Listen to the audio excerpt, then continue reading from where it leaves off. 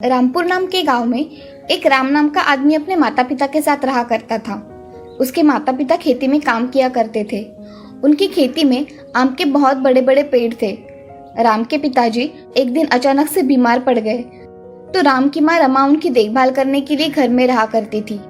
रमा राम से, बेटे, अब तुम्हें ही घर की सारी खेती देखनी पड़ेगी। माँ, तुम चिंता मत करो, मैं सब संभाल लूंगा। मुझे तुम पर विश्वास है कि तुम सब कर लोगे। मैं चलता हूँ माँ। ऐसा कहकर राम वहां से चला जाता है। सुभाष घर पर आराम करने की वजह से उनकी तबीयत में थोड़ा सुधार आ गया था। राम अब खेतों की देखभाल किया करता था। ठंड का मौसम शुरू हो गया था। तभी राम के खेत में आम के पेड़ों को बहुत सारे आम लग गए थे। उनकी देखभाल करते समय राम का समय कैसा चला जाता था उसे पता ही नहीं चलता था। एक दिन राम का दोस्त उसके खेत में चला जाता है। तभी, अरे माधव, आओ ना, कैसे आना हुआ तुम्हारा? राम, मुझे इधर थोड़ी देर काम था, सोचा तुमसे मिलता चलूं। अच्छा, तुम कैसे हो बताओ? मैं ठीक हूँ, बताओ तुम कैसे हो? मैं भी ठीक ही हूँ। तुम्हारे खेत में तो कच्चे आम बहुत अच्छे आए हैं इस बार। हाँ, इस साल पेड़ों को आम थोड़े ज्यादा ही आए हैं।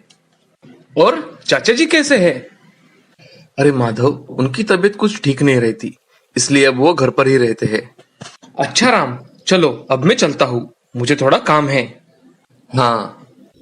ऐसा कहकर माधव वहां से चला जाता है।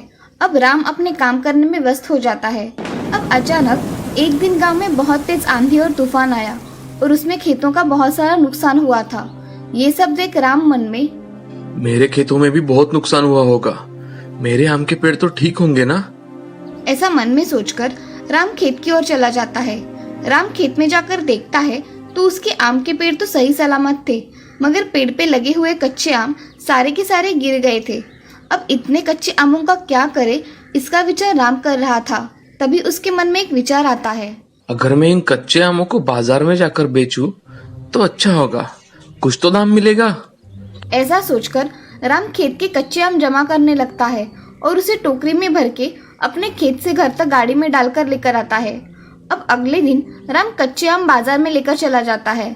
अब राम एक जगह रुककर अपने कच्चे आम बेचना शुरू कर देता है। कुछ लोग देखकर चले जाते हैं, मगर कोई लोग लेते नहीं। तभी राम, कच्चे आम ले लो, कच्चे आम ले लो, खट्टे मीठे कच्चे आम ले लो, ऐसा वो कह रहा था। तभी कॉलेज की लड़की उसके पास आकर राम से, मुझे एक कच्चा आम छील के उस पर नमक मिर्च मसाला लगा कर देना। जी मैं सिर्फ कच्चे आम बेच रहा हूँ, मैं कच्चे आम का मसाला डालकर नहीं बनाता। अच्छा, तो फिर मुझे नहीं चाहिए। आप ये कच्चे आम लेकर जा सकती है, बहुत स्वादिष्ट है और सस्ते भी है। नहीं, मुझे नहीं चाहिए आपके ये आम। राम अब उस लड़की की बातों का विचार करता है। ये लड़की कच्चे आम नहीं लेना चाहती, मगर इसे खाने के लिए मिर्च मसाला डालकर कच्चे आम चाहिए। अगर मैं कच्चे आम को काटकर उसे अच्छी तरह से बनाकर बेचूं तो मेरे कच्चे आम भी बेचे जाएंगे और नुकसान भी ज्यादा नहीं होगा। ऐसा सोचकर राम घर चला जाता है और अगले दिन कच्चे आम पर डालने के लिए लगने वाला सारा सामान अपने साथ लेकर शहर चला जाता है। आज वह उसी जगह एक रेडी लगाकर खड़ा था। उसने उस रेडी पर कुछ जरूरत की चीजें रखकर बेचनी शुरू कर दी थी। अब राम, कच्चे आम ले लो, खट्टे मीठे रसीले आम ले लो, ऐसा वो आवाज दे रहा था। तभी दो लड़के उसके रेडी के पास आकर उससे, अरे भैया, कितने के लिए है ये कच्चे आम? 15 रुपए का एक प्लेट। बोलो आपके लिए कितने बनाऊं? 2 प्लेट बना दो भैया। ठीक है, अभी बनाता हूँ। ऐसा कहकर राम 2 प्लेट के लिए कच्चे आम काटकर उसमें मिर्च मसाला डाल देता है और उस पे अलग ही चटनी डालता है। उससे उस कच्चे आम का स्वाद और बढ़ जाता है। राम अब कच्चे आम 2 प्लेट में डालकर उन 2 लड़कों को दे देता है और वो लड़के खाने लगते हैं।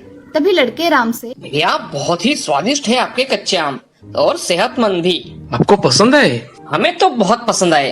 आज से हम हर रोज आपके यहाँ से कच्चे आम खाकर जाएंगे। ऐसा कहकर वो लड़के चले जाते हैं। उन लड़कों की बातचीत सुन राम का दिल खुशी से भर जाता है। अब राम दिन भर खड़े रहकर रेडी पर सारे कच्चे आम बेचता है और शाम को घर जाने पर उसकी माँ, बेटे, आज तुम्हारे सारे कच्चे आम बेचे गए? हाँ माँ, मेरे सारे आम बेचे गए, मैं बहुत खुश हूँ। बेटे, मगर ये कच्चे आम ज्यादा दिन तक नहीं मिलेंगे। पिताजी, ये नीचे गिरे हुए आम तो मैंने बेच डाले और कुछ आम है हमारे पेड़ों पर, मैं वही बेचकर धंधा करूंगा और नहीं मिले तो खरीद लूंगा। हाँ, ये अच्छा विचार है तुम्हारा। चलो तुम हाथ मुंह धो लो, मैं खाना परोसती हूँ। ऐसा कहकर रमा किचन में चली जाती है। सभी आज एक साथ खाना खाते हैं और सो जाते हैं। अब राम भी अपना काम बहुत अच्छी तरह से कर रहा था। उसकी हाथ के टेस्ट की वजह से सभी लोग उससे कच्चे आम खरीदा करते थे और उसके दुकान के कच्चे आम जल्दी खत्म हो जाया करते थे। ये देख रेडी के पास खड़ा दुकानदार श्यामलाल राम की तरक्की पर बहुत जल रहा था। उसके मन में राम का धंधा बंद करने का विचार आता है। तभी श्यामलाल, इस राम का कुछ बंदोबस्त करना ही पड़ेगा। इसकी वजह से मेरी दुकान पर ग्राहक आना ही कम हो गए हैं और खुद कितने से अच्छे धंधा कर रहा है। ऐसा सोचकर वो उसका धंधा बिठाने की कुछ तरकीब ढूंढता है। तभी श्यामलाल के मन में विचार आता है, अगर मैं इसके खाने में कुछ सामान मिला दूं तो सारे ग्राहक मेरे दुकान पर आ जाएंगे। ऐसा सोचकर श्यामलाल रेडी के पास चला जाता है और राम से बातें करने लगता है। बातें करते करते उसके हाथ में पेट खराब होने की दवा रहती है। वो श्यामलाल उस चटनी में डाल देता है और थोड़ी बात करके वहां से चला जाता है। कुछ समय बाद राम को उसकी चटनी का रंग कुछ अलग ही दिखने लगता है। तभी राम उस चटनी को टेस्ट करके देखता है और उसे खाकर थूकता है। ये मेरी चटनी अचानक ऐसे कैसे लगने लगी है? इतनी खराब तो आज तक नहीं लगी। इसमें कुछ मिलाया हुआ लग रहा है। राम वैसे ही वो चटनी उठाकर फेंक देता है और घर जाने के लिए निकलता है।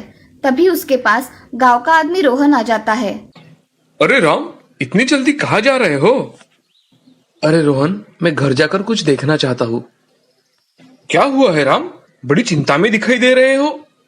रोहन, मेरी चटनी में अचानक किसी ने कुछ मिला दिया था। मैंने खाकर देखा तो मुझे बहुत खराब लगा, इसलिए मैंने वो चटनी फेंक दी। और ये काम किसने किया होगा यही सोच रहा हूँ। सुबह से तुम्हारे रेडी पर कौन कौन आया था? ग्राहक छोड़कर तो सिर्फ श्यामलाल आया था। अरे वो श्यामलाल बहुत ही लालची आदमी है।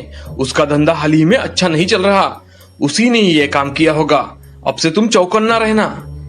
तुम कह रहे हो वो सच भी हो सकता है। तुम श्यामलाल पर विश्वास नहीं कर सकते भाई। ठीक है, मैं आगे से ध्यान रखूंगा। ऐसा कहकर राम अपना सामान लेकर अपने घर चला जाता है। अगले दिन उसके समय पर राम रेडी लगकर आ जाता है और श्यामलाल राम से बात करने के लिए आ जाता है। तभी राम श्यामलाल से, श्यामलाल जी, कुछ लोग दिखाते कुछ और है और असल में होते कुछ और ही है। राम, मैं तुम्हारी बात कुछ समझा नहीं। क्या है ना सेठ जी, आप अपना दुकान चलाइए और मुझे मेरा छोटा सा दुकान चलाने दीजिए। श्यामलाल उसकी बात सुन के चुप हो जाता है और उसे जो समझना था वो समझ जाता है। अब राम खुद का काम अच्छी तरह से करने लगता है और आगे से श्यामलाल भी कभी राम को तकलीफ नहीं देता। राम का धंधा अब बहुत अच्छी तरह से चलने लगा था। उसने अपने खेत के सारे कच्चे आम निकालकर हर रोज बाजार में बेचा करता था। अब कुछ दिनों बाद राम को इस धंधे से बहुत पैसे मिलने लगे थे। ये देख उसकी माँ और पिताजी दोनों भी बहुत खुश थे। राम जैसे सामान्य आदमी ने कठिन परिस्थिति में भी अपने बुद्धि का इस्तेमाल करके ही बड़ा बिजनेस सेट किया था। इस तरह से कोई भी आदमी अपनी सफलता कड़ी मेहनत करके पा सकता है। इस कहानी से हमें ये सीख मिलती है कि समय कितना भी कठिन आए, हमें उसका डटकर सामना करना चाहिए और कठिन परिस्थिति में अपना मार्ग खुद खोजना चाहिए।